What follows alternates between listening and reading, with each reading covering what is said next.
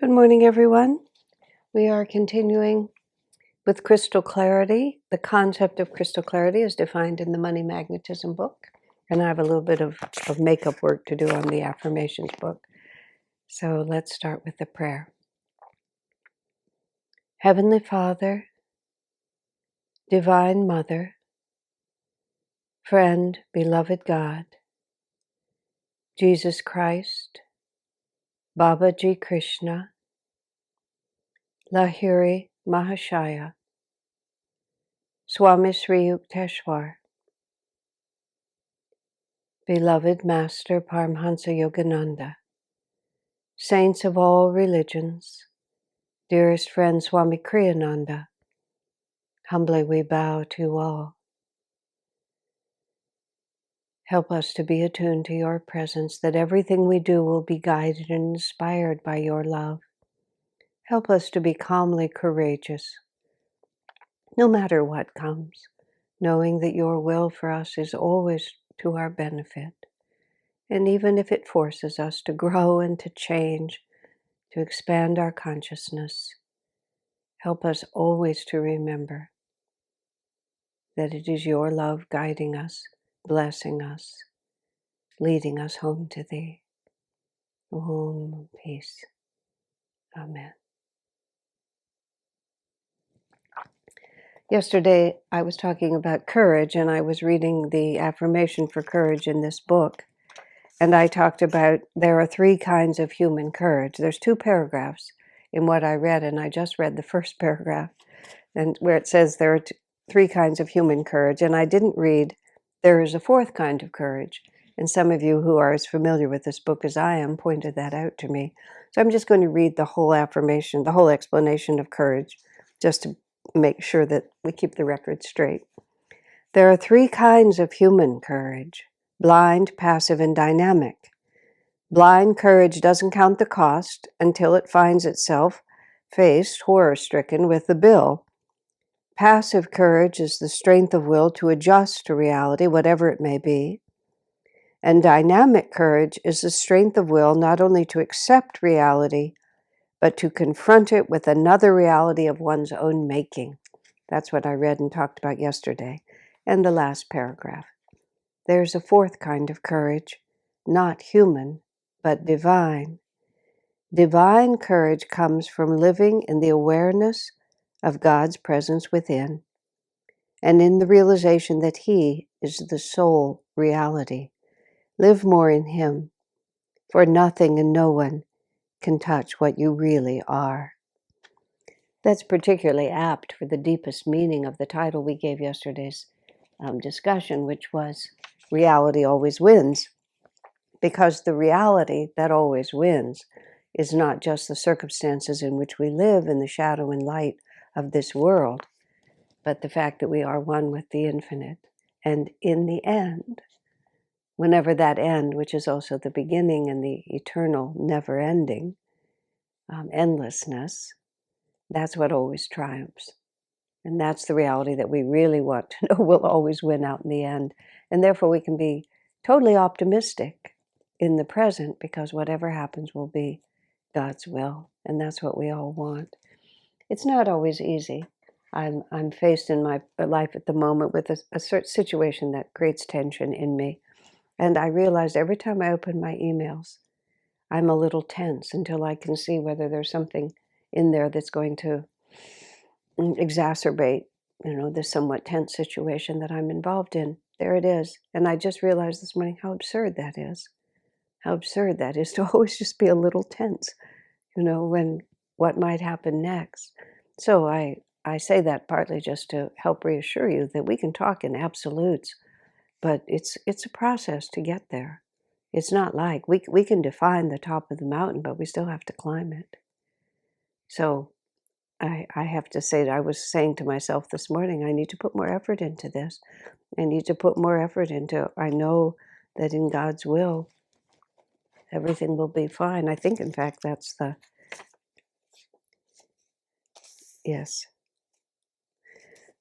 prayer for courage.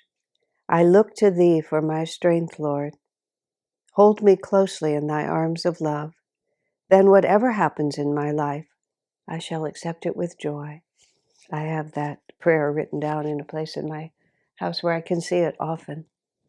Because then whatever comes, I can accept it with joy, because reality always wins, which is divine joy, always wins in the end.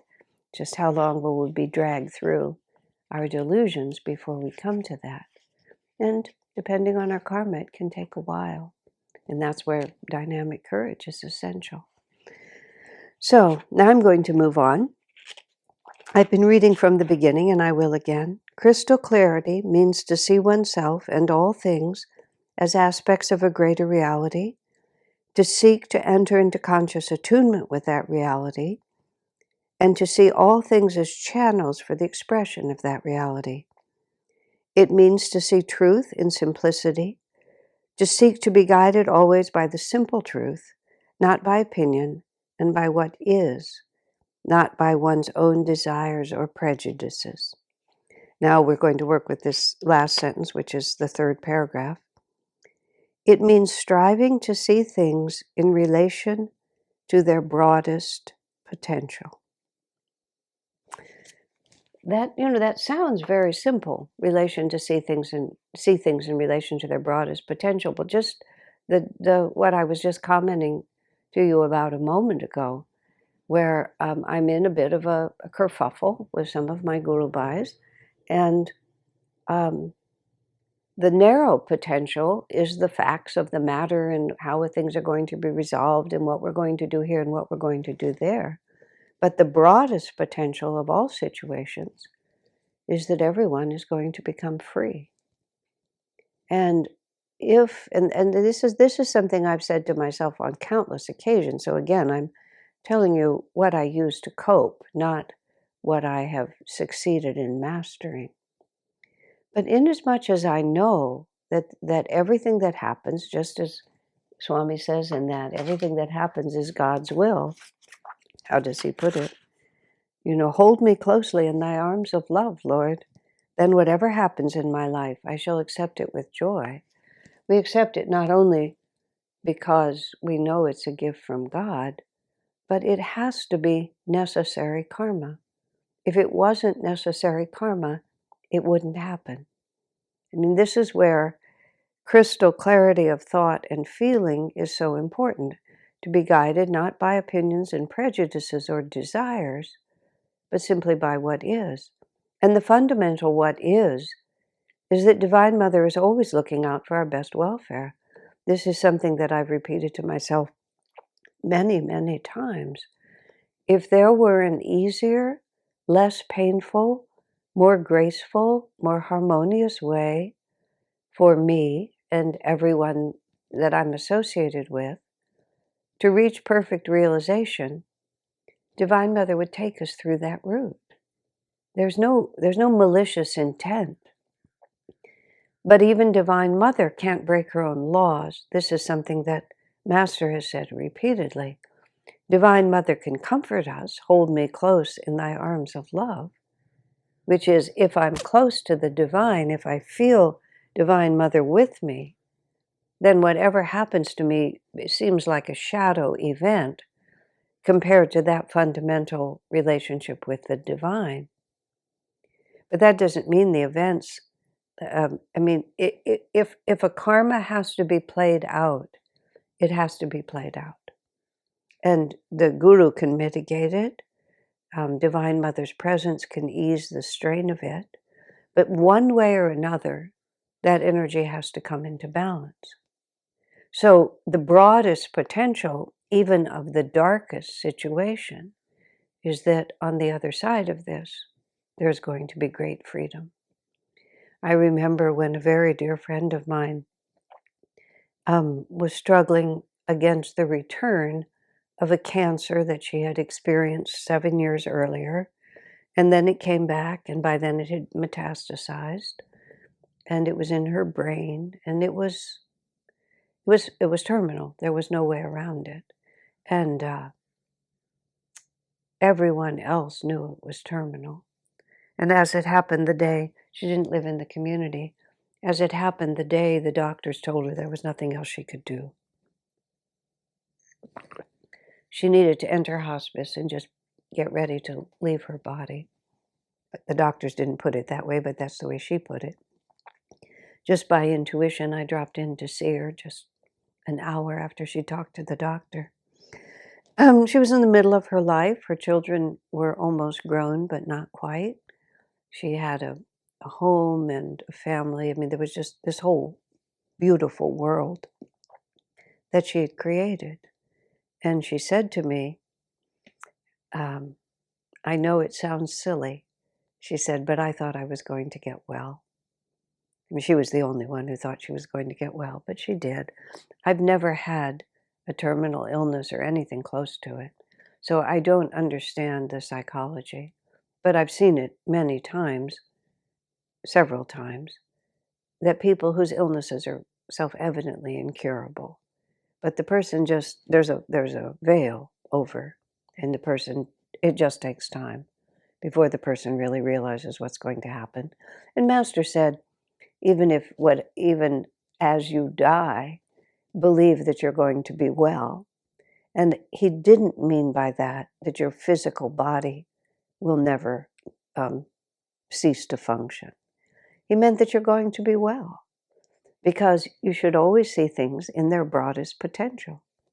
So having death come, and if death comes, what you might say prematurely, early in your incarnation, in circumstances that you don't want, nonetheless, see it in its broadest potential. Nothing would come to me except that Divine Mother has a better plan for me than the one I can imagine for myself. But it's naive to think that that plan is going to follow my desires and my opinions and my prejudices. The broadest potential is that reality always wins, and that reality is God's will, and that will may not be perceptible to us in the short term. So my friend, when she was there and she was weeping, she was very sad. And I was very sad with her. She pointed to the picture of her children and of her husband. She cast an arm out, just indicating this beautiful home that she'd created for all of them. And she said, just ask the question without having any answer. How can I leave all of this? The doctor had told her she must leave it all, but she just didn't know how she was going to do it, how she was going to be able to leave it behind and not have the loss destroy her. And physical body is very small. Destroy her optimism, her faith in God. And it was not the time for platitudes. So my comment to her was, between now and your death, because we needed to say that word out loud, I said, there's going to be a wall of fire, of tears and suffering. Not physically, but emotionally. I said, you're just going to have to walk through it. It's just like, sometimes we just have to say it out loud. We can't just say, oh, everything's going to be fine, it's all God's will, when that's not how we feel. I said, there's a wall of fire and tears and suffering, and you're just going to have to walk through it. I mean, she appreciated my honesty. That's why we were friends. But on the other side of it, you'll feel Divine Mother's blessing and wisdom and perfect love for you. And she was a very brave woman, and she gathered herself together, and over the next, I don't know whether it was weeks or months, I don't recall clearly, but the time that she had left, it was a wall of fire. It was very difficult. But when she was on her deathbed, literally, and I came to be with her in the last 2 days of her life with her family, she was very weak, but she just said to me, you were right. And of course, it wasn't I who was right. I was just telling her what is. And reality always wins. On the other side of the fire and the tears, she just was bathed in Divine Mother's love. And it didn't make sense why she had to leave. But it made sense to Divine Mother, and that was enough for her. And she could feel that. Now, time to me is such a confusing factor. I can never really figure out time. When I've had to face some very difficult situations in my life, I could visualize that 2 years from that point, 4 years from that point, 10 years from that point, I would see it all very differently because I had been through enough, have been through enough. This is where time and age are really our friends. If we've been through enough cycles of despair and a wall of fire and Divine Mother's blessing on the other side, when we find ourselves on this side of another wall of fire, we can remember what is on the other side because we've seen it. And we know that time will bring us to that experience. So I ask myself, why waste all that time? But I do. For some reason. It always turns out to be true because reality always wins. And Divine Mother's love is the deepest reality. So the goal in life is to shorten that cycle. The goal in life is to remember in the moment what the future is going to be. Swami brilliantly described attachment as lacking the flexibility to adapt, to change. Attachment is the lack of flexibility to adapt to change. And all suffering, I believe, is simply change. Something was a certain way and now it's this way. And when we're attached to what was, we lack the flexibility to change, and we call that suffering. I mean, all of this is crystal clarity thinking. It's not like you snap your finger and all of it is true, because the other reality is this built up energy of karmic expectation and, karmic commitment and energy we've put out in a certain way that for energy to shift, it has to be met with equal energy. It's, if you think of it as the whirlpool, whatever's holding the whirlpool of energy together in the river, there's a certain committed force at that point, and that force has to be overcome. That center point has to be extricated, or the flow of the river has to be powerful enough that the whirlpool is simply swept into the flow.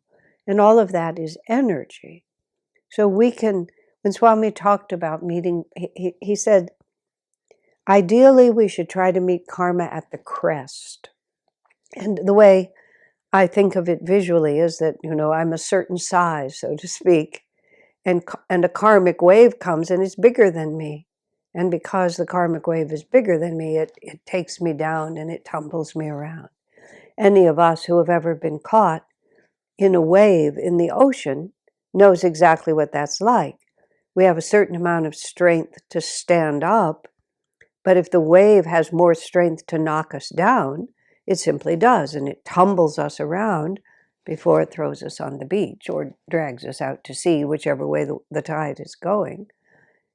But it's only its capacity, a wave's capacity, a karmic wave's capacity to knock us off our feet, is because the wave is bigger than we are. And what Swami suggests is that if we can expand our consciousness in the moment, rise with energy, creativity, and faith in God, and become as big as that wave, then the wave won't knock us over. It'll just wash over us, but we'll remain standing. But more commonly, two things happen. A wave will have its crest, and then it will gradually dissipate. And it gets small. The energy of it dissipates. It gets smaller and smaller. So sometimes when people feel, I've gotten over that karma, they haven't actually expanded to meet it. They've only waited long enough until the wave was smaller than they are. And this is the effect of time. The other way that we meet the wave is that with a little bit of time, we get bigger and bigger. If we respond appropriately, we get bigger and bigger until our consciousness is as big even as the crest of the wave. And so that means we've really overcome the karma, because the next time a wave of that size hits us, it'll just pass through us. It won't knock us over.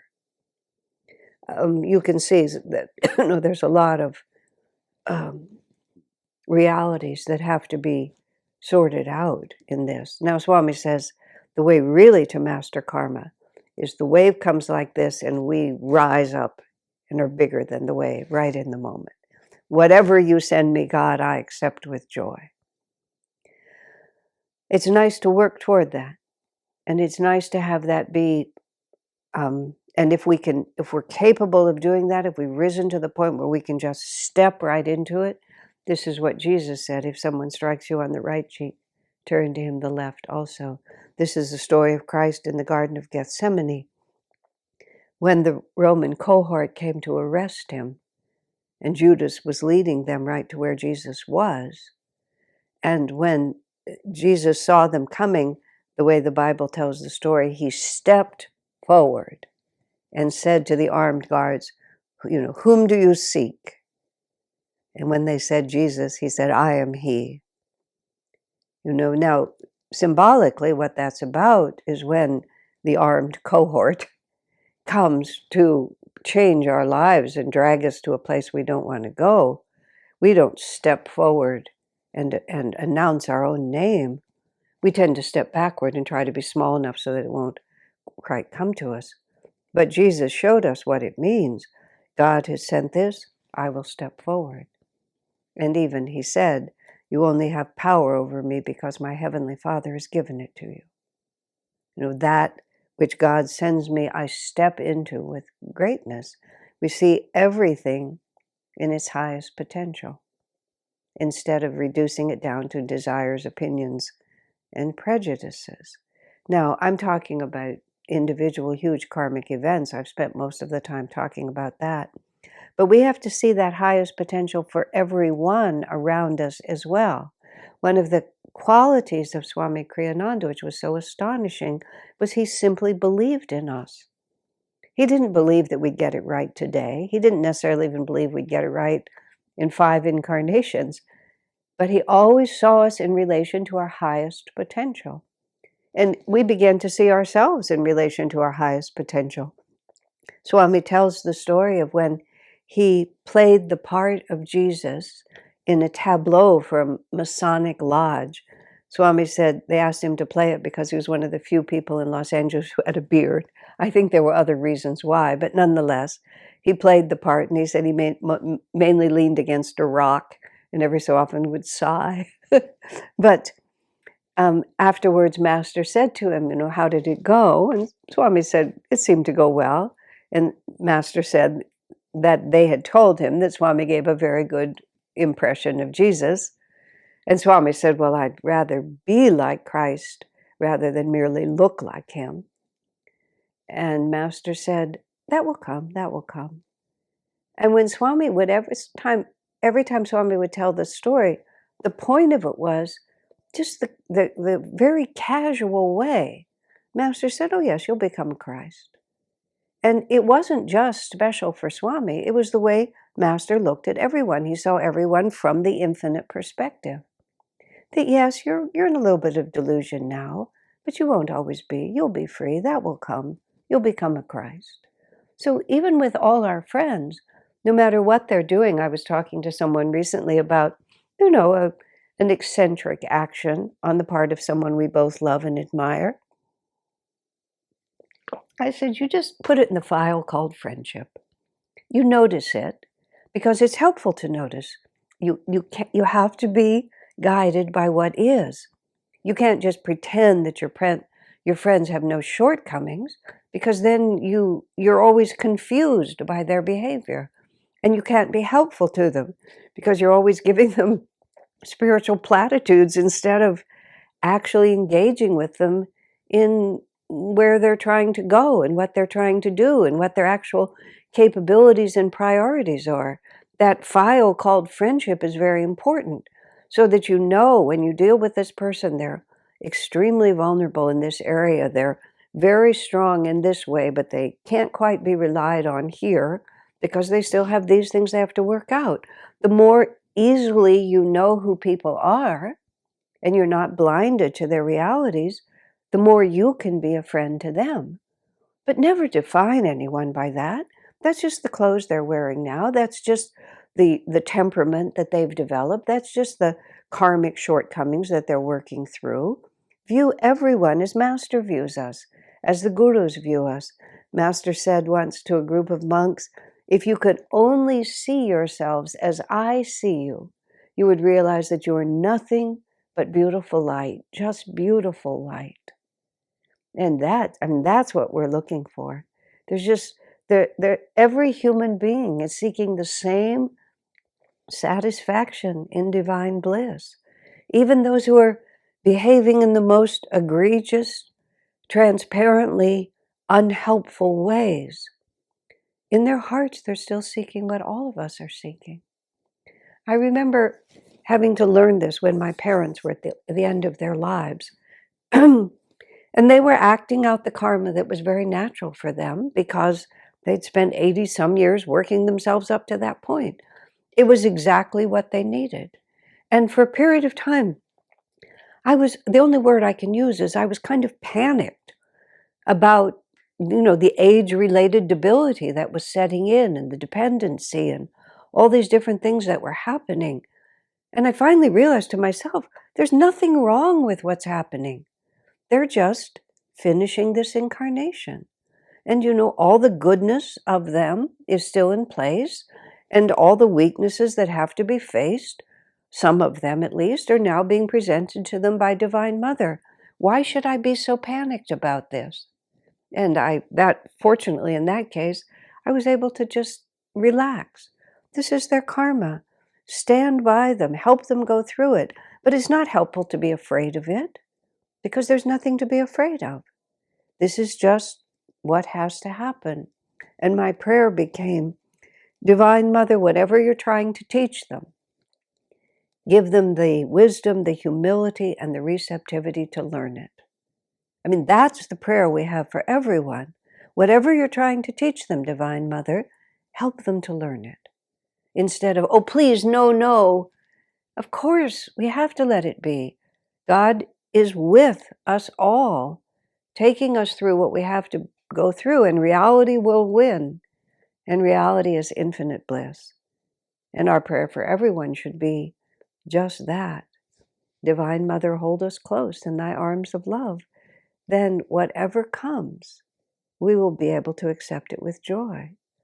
And accepting it with joy, that's the way to face and overcome all karma. Just to know everything is a manifestation of divine love, and reality always wins. That's the wonderful good news. Reality always wins, and reality is divine bliss. God bless you, my friends.